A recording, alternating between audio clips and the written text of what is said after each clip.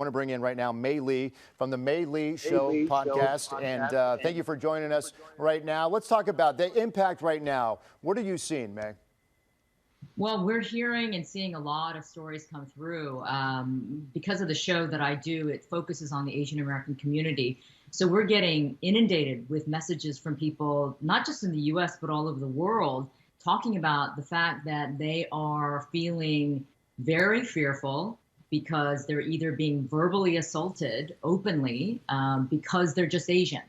Or there's also reports of physical assaults. We're hearing people getting punched for no reason in broad daylight, getting attacked on the subway, almost getting knocked down off a bike. In the United States. We heard about a man in Brooklyn who was stabbed 12 times. He was an Asian man wearing a face mask. So these are just some of the stories we're getting and hearing about. And so this is obviously elevating the fear that the Asian community all over the world is feeling. I mean, we're already kind of anxious, everyone is, because of the virus, but there's now a new level of fear for the Asian community because of these racist attacks.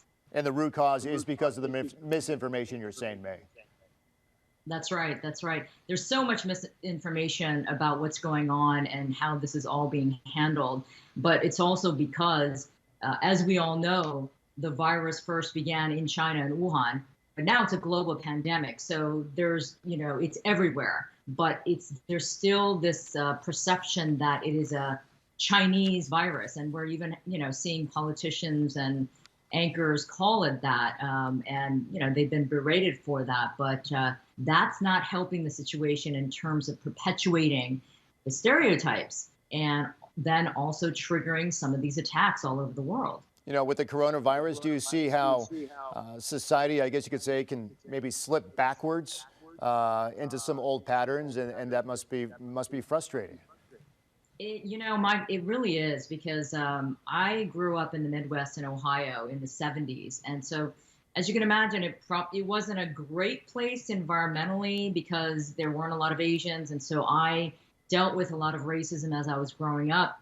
I was able to cope with it.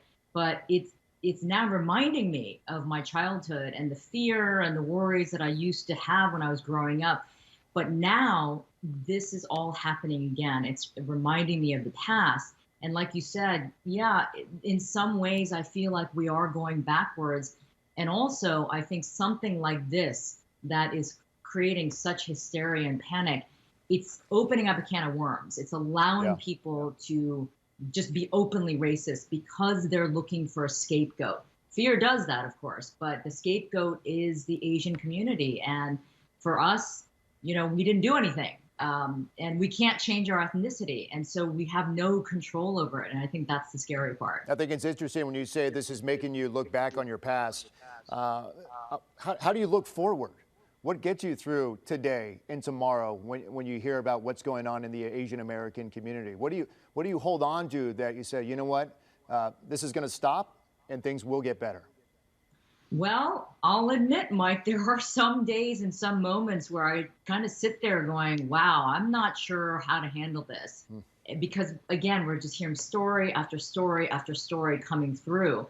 But what keeps me going? Well, I do the show, the Mei Lee Show podcast, so that I can get this awareness out there, so that we can show support for each other within the Asian community. But also I'm hoping that the broader community also hears this and also realizes that you have to have a little bit more compassion. You have to have a little bit more understanding that this is happening.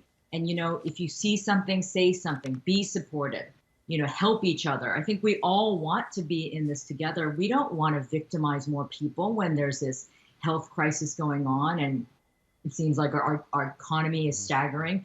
So we all have to be in this together. So hopefully, by speaking out like this, and I appreciate the fact that you guys have me on talking about this, it just raises awareness that this is not okay, right? This is not okay to accept and turn away from or ignore. So hopefully just raising the awareness and talking about it more will help everyone, not just the Asian community, but just create more awareness all around. Real quick, we only got about 15, 20 seconds, but on your show, more and more participation, you think? Yeah, for sure. Yeah. There's definitely a lot more talk about this. a lot more issues. Asians are wanting to be more vocal. And I think in the past we were seen as very submissive and silent, but that's not happening anymore. I mean, take me, for example. I'm willing to talk about just about anything on my show. And it's great to have you with us on our show. Mei Lee, thank you for the insight and I appreciate your time and thank you for all you do out there. Thank you. You're very welcome.